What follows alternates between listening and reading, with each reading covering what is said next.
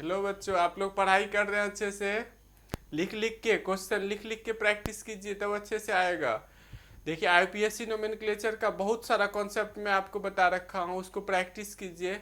आज के क्लास में देखेंगे वार्नर्स कोऑर्डिनेशन थ्योरी। पहला साइंटिस्ट आया जिसने बताया कि कॉम्प्लेक्स कंपाउंड में अलग बॉन्डिंग नेचर होता है, जो हम लोग सिंपल बॉन्डिंग पढ़ते हैं वो नहीं होता है। ओके, आज हम लोग रीड करने वाले हैं। आपके बोर्ड एग्जाम में भी स्पेशल क्वेश्चन पूछता है, specially explain Warners coordination theory. Warners के उप सहसंयोजक सिद्धांत की व्याख्या करें। तो क्वेश्चन देखिए क्या रहता है आपको, वार्नर्स के उप सहसंयोजक की व्याख्या करें। हम लोग पहले देखेंगे कि कॉम्प्लेक्स कंपाउंड में कौन कौन सा थ्योरी आया। कॉम्प्लेक्स कंपाउंड में बॉन्डिंग का कौन कौन सा थ्योरी आया। Bonding theory in complex compound, bonding theory in complex compound, complex compound कौन कौन सा थ्योरी बॉन्डिंग में आया। पहला जो थ्योरी आया है वार्नर्स का आया है, Warners coordination theory, coordination theory, Warners का थ्योरी आया। दूसरा जो थ्योरी आया, इसका थ्योरी फेल हो गया। दूसरा थ्योरी आया वीबीटी। दूसरा कौन सा थ्योरी आया, VBT, valence bond theory, valence bond theory. दूसरा थ्योरी वैलेंस बॉन्ड थ्योरी आया, इसके बारे में भी हम लोग पढ़ेंगे आगे। तीसरा थ्योरी आया सीएफटी, ये सब बॉन्डिंग का थ्योरी है। Crystal field theory, crystal field theory आया। ओके, और चौथा थ्योरी आया आपका MOT, molecular orbital theory, molecular orbital theory. Okay, तो बारी बारी से ये सब भी हम लोग आगे पढ़ेंगे। तो आज के क्लास में हम लोग क्या देखेंगे, वार्नर्स कोऑर्डिनेशन थ्योरी, वार्नर्स का उप सहसंयोजन सिद्धांत। ओके, लिखिए, फटाफट लिखिए, आप इसको लिखिए, फिर हम आगे देखिए कंटिन्यू करेंगे। मे भी आप लिख रहे होंगे, लिखने में स्पीड रखिए।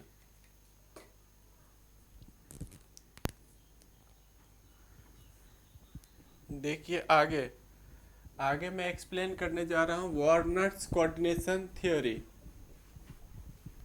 वार्नर्स का एग्जाम में क्वेश्चन पूछेगा,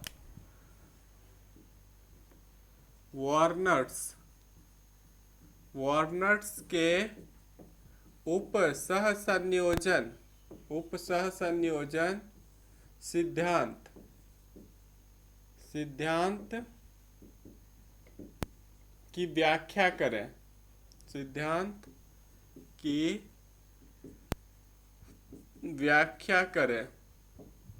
वार्नर्स के उप सहसंयोजक थ्योरी की व्याख्या करें, यही क्वेश्चन रहेगा।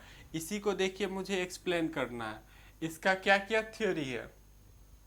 तो शॉर्ट में देखिए, आप पहले समझिए, CONH3 6, इतना समझ लेते हैं तो अपने से भी लिख सकते हैं। यहाँ ये कोऑर्डिनेशन नंबर है, ये किसको रिप्रेजेंट कर रहा है, कोऑर्डिनेशन नंबर। और कोऑर्डिनेशन नंबर यहाँ 6 है, कोऑर्डिनेशन नंबर उप सहसंयोजन संख्या यहाँ 6 है। कोऑर्डिनेशन नंबर द्वितीयक संयोजकता को बताता है, ये किसको बताएगा, द्वितीयक संयोजकता को। और बाहर में जो रहेगा इसको बोलते हैं काउंटर आयन, ये काउंटर आयन है, ये किसको बताएगा, प्राथमिक, प्राथमिक संयोजकता को। किसको बताएगा, ये प्राथमिक संयोजकता को बताता है। ओके, समझ पा रहे हैं आप, कॉपी कीजिए। कॉम्प्लेक्स कंपाउंड में मेटल की 2 टाइप्स की संयोजकता होती है, एक प्राइमरी संयोजकता, एक द्वितीयक संयोजकता। ओके, तो देखिए बारी बारी से हम सब लिखने जा रहा हूँ, आपको अच्छे से आ जाएगा। क्वेश्चन में भी आप लिख लिए होंगे। तो पहला इसका देखिए, पहला थ्योरी क्या है, इसका पहला प्रिंसिपल है, फर्स्ट थ्योरी है इसकी, जटिल यौगिक में, जटिल यौगिक में धातु में, जटिल यौगिक, जटिल यौगिक के धातु में दो प्रकार की संयोजकता पाई जाती है। जटिल यौगिक में कितने प्रकार की संयोजकता धातु की पाई जाती है? दो प्रकार की। कौन कौन सा? जैसे हम लोग देखिए लिखते हैं सिंपल कंपाउंड लिखते हैं FeCl3, तो एक ही वैलेंसी है, यहाँ इसकी 3 है। ओके, संयोजकता मेटल की कितनी है? 1 है। लेकिन जटिल यौगिक में कितनी संयोजकता होगी? 2 संयोजकता। पहला संयोजकता जो होगा इसको बोलते हैं प्राथमिक संयोजकता, प्राइमरी वैलेंसी, इंग्लिश में कहेंगे प्राइमरी वैलेंसीज। और दूसरा होगा इसका द्वितीयक संयोजकता मीन्स क्या हो गया? सेकेंडरी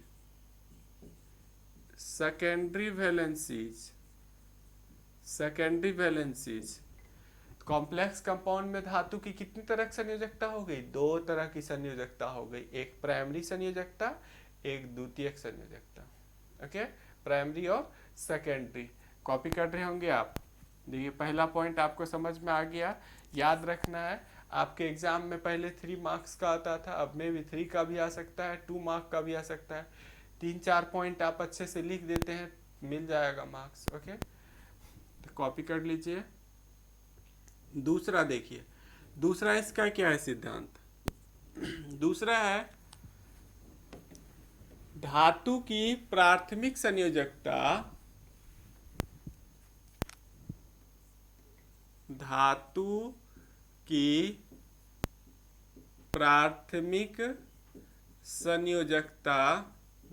की प्राथमिक संयोजकता आयनित होती है।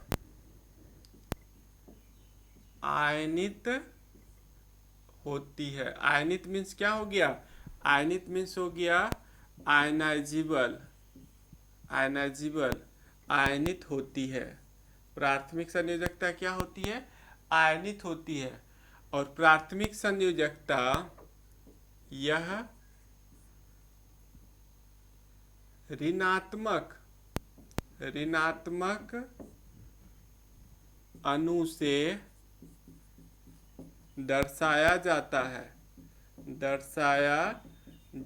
है। प्राथमिक संयोजकता को किससे दर्शाते हैं? वो ऋणात्मक अणु होगा, कोई ना कोई अनायन होगा जिस पर निगेटिव चार्ज होगा।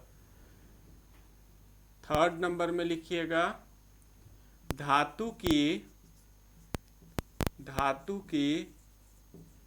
द्वितीयक संयोजकता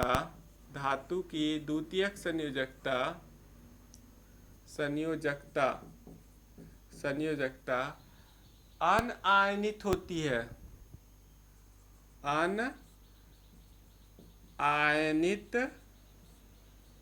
अनआयनित होती है। अनआयनित मीन्स आयनों में, आयनित मीन्स क्या हो गया? आयनों में टूटेगा, आयनों में टूटना। आयनित मीन्स। अनआयनित मीन्स क्या होगा? आयनों में नहीं टूटेगा। अनआयनित मीन्स हो गया आयनों में नहीं टूटेगा, आयनों में नहीं टूटना। धातु की द्वितीयक संयोजकता क्या होती है? अनआयनित होती है, नॉन आयनाइजेबल होती है, अनआयनित होती है। और इसे उदासीन या ऋणात्मक अणु से दर्शाया जाता है। और इसे उदासीन या ऋणात्मक अणु से दर्शाया जाता है। ओके, कॉपी कर लीजिए। देखिए एग्जाम्पल दे के सब मैं एक्सप्लेन करूंगा। पहले इसका प्रिंसिपल लिख लीजिए और उसका एक एग्जाम्पल देके कैसे आयनित होता है, कौन आयनित नहीं होगा। 2-3 एग्जाम्पल देते आप अच्छे से समझ जाइएगा। आप ये सब केवल समझते चलिए। प्राथमिक संयोजकता क्या होती है? आयनाइजेबल। आयनों में टूट जाती है। प्राथमिक संयोजकता क्या होती है, जैसे NaCl क्या होता है, Na+Cl माइनस में टूट गया, वाटर में डालते वैसे ही ये भी टूट जाएगा। ओके, लेकिन द्वितीयक संयोजकता क्या होती है, अनआयनित होती है। इसका मतलब देखिए मैं लिख दिया हूँ, आयनों में नहीं टूटती है, ये आयनों में नहीं टूटना, टूटेगा ही नहीं, इसको कहते हैं नॉन आयनाइजेबल। ओके, ये टूटेगा नहीं।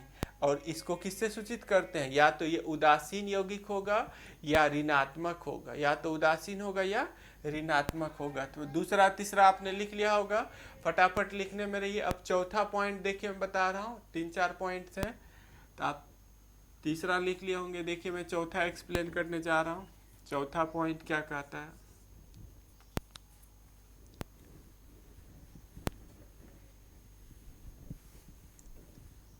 धातु की द्वितीयक संयोजकता,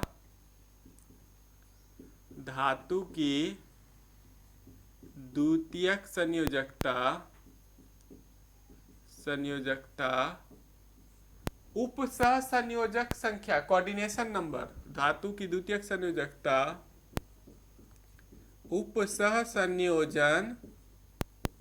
संयोजन संख्या, इसको इंग्लिश में कोऑर्डिनेशन नंबर, कोऑर्डिनेशन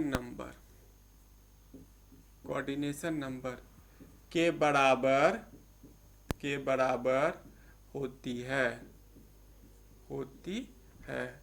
धातु की द्वितीयक संयोजकता किसके बराबर होगा, कोऑर्डिनेशन नंबर के इक्वल होगा, उपसह संयोजक नंबर के इक्वल होगा। 5वें नंबर में देखिए,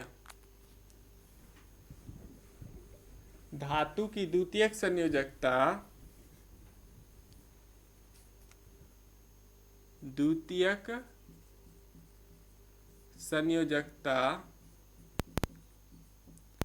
जटिल यौगिक के ज्यामिति को बताता है। द्वितीयक संयोजकता जटिल यौगिक के ज्यामिति को दर्शाता है। जटिल यौगिक के किसको दर्शाएगा, ज्यामिति को दर्शाता है। कैसा उसका ज्यामिति होगा, टेट्राहेड्रल, ऑक्टाहेड्रल, इन सबको कौन बताएगा, तो द्वितीयक संयोजकता बताएगा। कौन बताएगा, द्वितीयक संयोजकता बताएगा। कॉपी कर लीजिए, फटाफट कॉपी करते रहिए आप।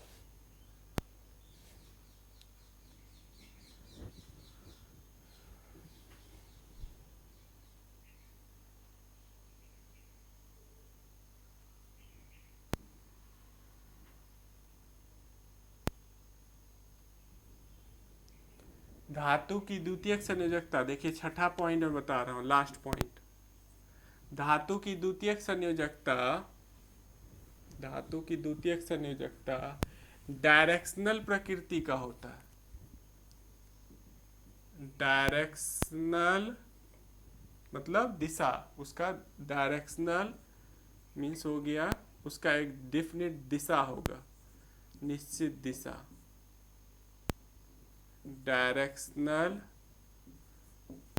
प्रकृति का होता है। ओके, समझ पा रहे हैं, उसका एक डेफिनिट डायरेक्शन में होगा, वो डायरेक्शनल होगा। ओके, कॉपी कर लीजिए।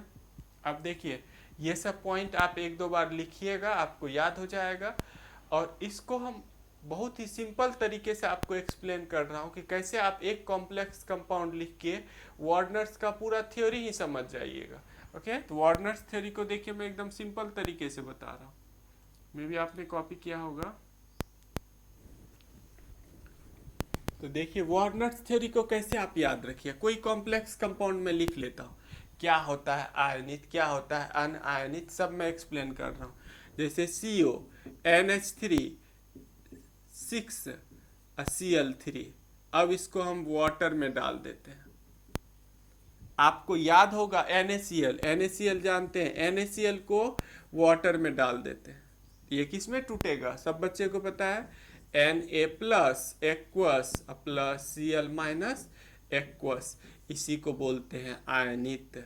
इसी को क्या बोलते हैं, आयनित। मतलब ये आयनों में क्या हो गया, ये आयनों में टूट गया। आयनों में टूटना, आयनों में टूटना, ये आयनों में टूट गया, आयनित हो गया। उसी तरह से देखिए इसको ही वाटर में मैं डाल देता हूँ, ये कैसे टूटेगा, तो ये कैसे टूटता है, CONH3 6 plus 3Cl minus 3 plus, ये जो स्क्वायर ब्रैकेट के अंदर का भाग है ये आयनों में नहीं टूटता है, याद रखिएगा। ये स्क्वायर ब्रैकेट का जो भाग है लिगेंड और मेटल, ये ऐसे ही रह जाएगा। बाहर में जो रहेगा ये ऋणात्मक भाग, ये बाहर का ऋणात्मक भाग ये आयनों में टूट गया, ये आयनित हो गया। ये क्या हो गया, ये आयनित हो गया, आयनित हो गया, हो गया मीन्स ये आयनों में टूट गया, अंदर वाला नहीं टूटता है। आयनाइजेशन समझ में आ गया, इसी को इंग्लिश में बोलते हैं आयनाइजेशन। और ये नहीं टूटा ये वाला पार्ट, तो इसको कहेंगे अनआयनित, नॉन आयनाइजेबल। इसको क्या कहेंगे, नॉन आयनाइजेबल। ओके, समझ पा रहे हैं। तो देखिए जो टूटता है, अब इस कॉम्प्लेक्स में याद रखिए ये अंदर में जो है इसको हम लोग क्या कहते हैं, कोऑर्डिनेशन नंबर। उप सहसंयोजन, उप सहसंयोजन, कोऑर्डिनेशन नंबर का हिंदी क्या होता है, उप सहसंयोजन, सहसंयोजन संख्या, उप सहसंयोजन संख्या को ही कोऑर्डिनेशन नंबर। इसका कोऑर्डिनेशन नंबर कितना है, मोनोडेंटेड, NH3 कैसा लिगेंड है, मोनोडेंटेड है, इसका कोऑर्डिनेशन नंबर 6 है। कोऑर्डिनेशन नंबर क्या है, 6 है। और यही कोऑर्डिनेशन नंबर किस चीज को बताएगा, ये कोऑर्डिनेशन नंबर सेकेंडरी वैलेंसी को बताता है।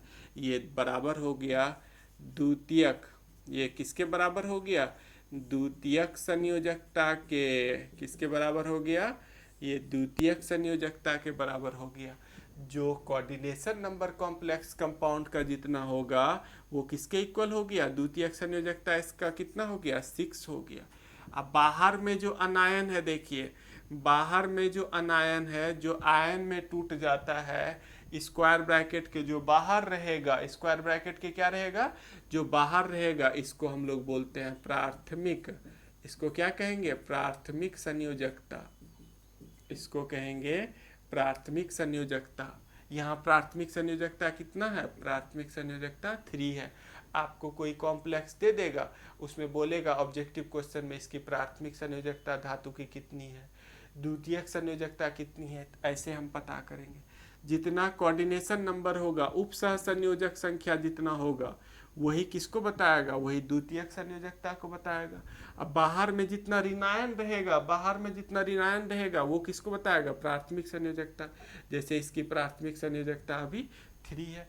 यदि आप इतना सा ही अच्छे से समझ लेते हैं, तभी जितना थ्योरी मैंने लिखा, रामायण कहानी जो छापने की आदत बच्चे को रहती है, बच्चा जब तक छापता नहीं है तब तक सेटिस्फेक्शन नहीं मिलता है, वो इसी में एक्सप्लेन है, सब इसी में छिपा हुआ है, रटना नहीं पड़ेगा। मेरे पास जो ही बच्चे पढ़ते हैं, चाहे इनऑर्गेनिक पढ़े, ऑर्गेनिक पढ़े, कई सारे टीचर का मैं देख रहा हूँ ऑनलाइन क्लासेस आज छापे जा रहा है, छापे जा रहा है, बच्चा लिखे जा रहा है, लिखे जा रहा है। ओके, साइंस ऐसे पढ़ाई नहीं होती है।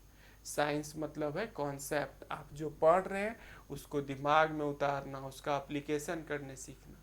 ओके, लेकिन दुर्भाग्य है इंडिया का, कॉपी कर लिए होंगे आप। द्वितीयक संयोजकता क्या होती है, द्वितीयक संयोजकता, ये देखिए आयनों में टूटा, ये जो अंदर में है आयनों में टूटा, नहीं टूटा, ये अनआयनित होती है। ये क्या होती है, अनआयनित होती है। आयनों में, ये वाला पार्ट आयनों में नहीं टूटेगा। लेकिन प्राथमिक संयोजकता क्या होती है, देखिए ये आयनित हो गया, ये आयनित होता है। प्राथमिक संयोजकता क्या होती है, आयनित होता है। आयनित मीन्स क्या हो गया, आयनित मीन्स हो गया आयनों में टूट जाता है, आयनों में टूटना, आयनों में टूटना, ये आयन में टूट सकता है। और ये अनआयनित मीन्स क्या हो गया, आयनों में नहीं टूटेगा, ये आयनों में नहीं टूटेगा, टूटेगा नहीं टूटेगा। ओके, समझ पा रहे हैं? बिल्कुल समझ गए होंगे। इतना सा ही कॉन्सेप्ट आपका वार्नर्स कोऑर्डिनेशन थ्योरी का मेन थीम है। ओके, कॉपी कर लीजिए फटाफट। मैं फिर इसके एक्सपेरिमेंटल पार्ट में अब एंट्री करूंगा कि इसका एक्सपेरिमेंटल पार्ट कहाँ से ये आया, कैसे ये आया है। ओके, कॉपी कर लिए होंगे।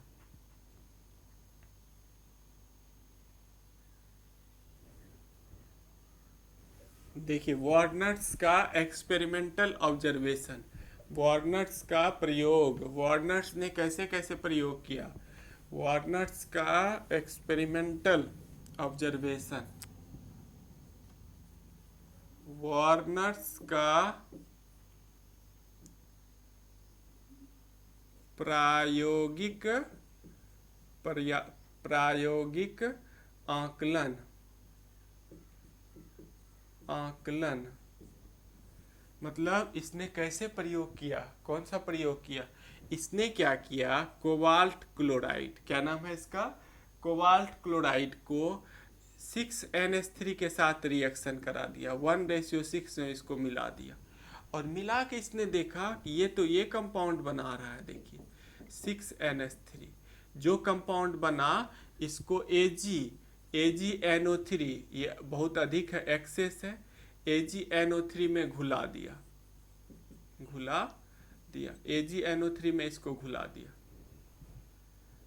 पहले कोबाल्ट क्लोराइड को इस रेशियो में मिला कि ये कंपाउंड बना, उसको AgNO3 में घुला दिया। ये क्या हुआ, 3AgCl बन के प्रिसिपिटेट कर गया। 3AgCl का क्या हो गया, नीचे अपक्षेप बन गया। 3AgCl का क्या बन गया, अपक्षेप, नीचे बैठ गया।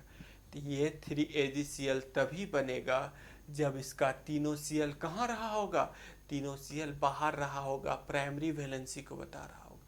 कहा कि ये तभी तीनों AgCl बनेगा जब ये कैसा कंपाउंड रहा होगा, ये रहा होगा CONH3, ये अंदर में रहा होगा, और ये तीनों क्लोरीन कहाँ रहा होगा, तीनों क्लोरीन बाहर रहा होगा। तीनों क्लोरीन कहाँ रहा होगा, बाहर। तब ना ये देखिए टूटेगा।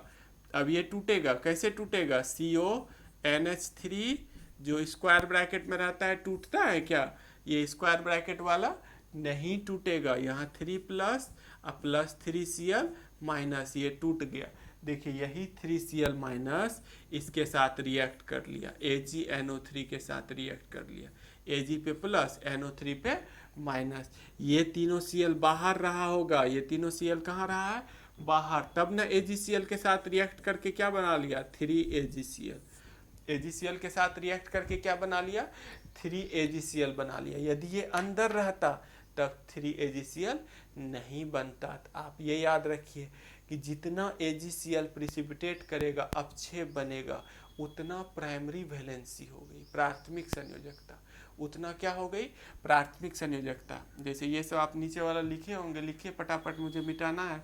और यहाँ बताना है, यदि ये ऐसा रिएक्शन दिया हुआ है तो इससे बताना है मुझे इसमें प्राथमिक संयोजकता कितनी है, इसमें द्वितीयक संयोजकता कितनी है, ये सब मुझे बताना है। मे भी आप कॉपी कर लिए होंगे। देखिए इस कॉम्प्लेक्स कंपाउंड से तो बिल्कुल पता चल रहा है, या इससे बिल्कुल पता चल रहा है, ये यानी ये कॉम्प्लेक्स ऐसा रहा, ये सेकेंडरी वैलेंसी हो गई। ये क्या हो गई आपकी, सेकेंडरी वैलेंसी, सेकेंडरी वैलेंसी 6 हो गई। और ये किसको बता रहा है, ये प्राइमरी वैलेंसी को बता रहा है। प्राइमरी वैलेंसी कितना हो गया, 3 हो गया। प्राइमरी वैलेंसी इक्वल टू कितना हो गया, 3 आ गया। ये आयनाइज कर गया, ये आयनाइज कर गया। समझ पा रहे हैं। अब इसने क्या किया, देखिए रेशियो चेंज कर दिया, इसी को 5 में मिला दिया, 5 में मिला रहा है। जब 5 में मिलाया तो ये कंपाउंड को फिर AgNO3 में घुला दिया। AgNO3 में जब घुलाया तब अब 2 मोल ही AgCl प्रिसिपिटेट हो रहा है। कितना मोल AgCl प्रिसिपिटेट कर रहा है, 2 मोल ही प्रिसिपिटेट कर रहा है। मतलब कितना Cl बाहर है, 2 ही Cl बाहर है, और 1 Cl, इसमें से 3 Cl में 1 Cl कहाँ रह गया, इसमें से 3 Cl में 1 Cl अंदर रह गया। मतलब ये कॉम्प्लेक्स कैसा रहा होगा, ये कॉम्प्लेक्स देखिए इस टाइप का रहा होगा, NH3 5, 1 Cl अंदर में रह गया, 2 Cl बाहर हो गया, 2 Cl क्या हो गया, बाहर हो गया, तभी 2 AgCl बन रहा है। मतलब आपको क्या याद रखना है, ये हो गया प्राइमरी वैलेंसी, ये क्या हो गया प्राइमरी वैलेंसी, प्राइमरी वैलेंसी 2 हो गया। और ये दोनों मिला के ये कोऑर्डिनेशन नंबर यहाँ कितना है 6 है, 5 + 1 कितना हो गया 6 हो गया। तो यही इसकी सेकेंडरी वैलेंसी हो गई, सेकेंडरी वैलेंसी 6 हो गई। ओके समझ पा रहे हैं? इस टाइप का ऑब्जेक्टिव क्वेश्चन आपके एग्जाम में, एंट्रेंस एग्जाम, इन सब में आ सकता है। फटाफट आप कॉपी कीजिए, मे भी आप कॉपी कर लिए होंगे। आपको क्या याद रखना है, आपको इसमें देखिए शॉर्टकट टेक्निक से, मे भी आप कॉपी कर लिए हों, कॉपी कीजिएगा तभी 100% आएगा आपको। आप शॉर्टकट टेक्निक से ये याद रखिए कि जितना मोल AgCl प्रिसिपिटेट करता है वही उसकी प्राइमरी वैलेंसी होती है। याद रखिए ये कि जितना मोल AgCl का अपक्षेप मतलब नीचे बैठेगा, अपक्षेप मिलता है वही उस जटिल का, वही उस जटिल में धातु की प्राथमिक संयोजकता होती है, प्राथमिक संयोजकता होती है। समझ पा रहे हैं आप?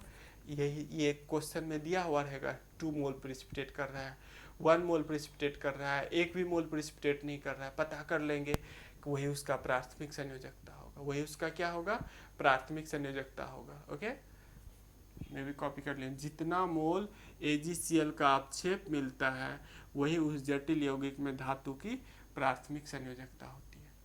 मैं भी आप कॉपी कर लिए होंगे।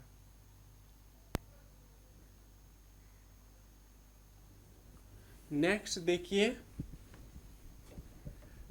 अब आपको क्वेश्चन इस पे किस तरह से देखिए पूछा है, आपको क्वेश्चन इस तरह से पूछा गया है।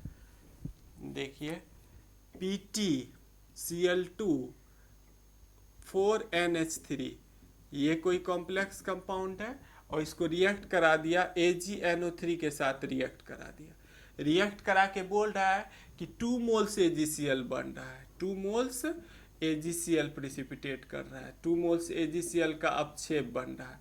इस जटिल यौगिक की प्राथमिक संयोजकता और द्वितीयक संयोजकता बताइए। इस जटिल यौगिक की क्या बताना है, प्राथमिक संयोजकता और द्वितीयक। इस जटिल यौगिक में देखिए 2 मोल AgCl बन रहा है, तो 2 मोल AgCl कब बनेगा, जब 2 Cl कहाँ रहा होगा, बाहर, स्क्वायर ब्रैकेट के बाहर। मतलब ये कॉम्प्लेक्स कैसा रहा होगा, ये कॉम्प्लेक्स इस तरह का रहा होगा। देखिए ये कॉम्प्लेक्स इस तरह का, दोनों ये Cl बाहर रहा होगा, दोनों Cl बाहर रहा होगा, तब ना ये आयन में टूट गया होगा, और आयन में टूट के Ag+ के साथ रिएक्शन करके AgCl बना लिया। समझ पा रहे हैं? यही इसकी प्राइमरी हो गई, जितना मोल अपक्षेप बन रहा है इसकी प्राथमिक संयोजकता हो गई, प्राथमिक संयोजकता कितनी हो गई इसकी 2 हो गई, प्राथमिक संयोजकता कितनी हो गई 2। और यहाँ कोऑर्डिनेशन नंबर कितना है 4 है, ये इसकी द्वितीयक संयोजकता हो गई, द्वितीयक संयोजकता, ये इसकी द्वितीयक संयोजकता हो गई 4, द्वितीयक संयोजकता कितनी हो गई 4 हो गई। ओके समझ पा रहे हैं, बिल्कुल समझ गए होंगे। और एग्जाम्पल, यदि आपके पास NCERT वगैरह बुक है तो वहाँ एग्जाम्पल में पहला क्वेश्चन वगैरह यही सब दे रखा है, आप उससे प्रैक्टिस कीजिए, आपको और आ जाएगा। और मैं देखिए मिक्स करके आपको सब तरह का क्वेश्चन, जैसे जैसे हम चैप्टर में आगे बढ़ेंगे NCERT का एक्सरसाइज और कई तरह का क्वेश्चन हम प्रैक्टिस कराते जाएंगे। मैं भी कॉपी कर लीजिए। ऐसे देखिए, यदि एक कॉन्सेप्ट आप समझ जाते हैं तो इस टाइप का कोई भी क्वेश्चन देगा आप फटाफट सॉल्व कर लीजिए। केवल ध्यान रखिए कितना मोल AgCl प्रिसिपिटेट कर रहा है, जितना मोल AgCl प्रिसिपिटेट करेगा उतना ही उसकी प्राथमिक संयोजकता होगी। ओके बच्चों, thank you watching this video. Okay.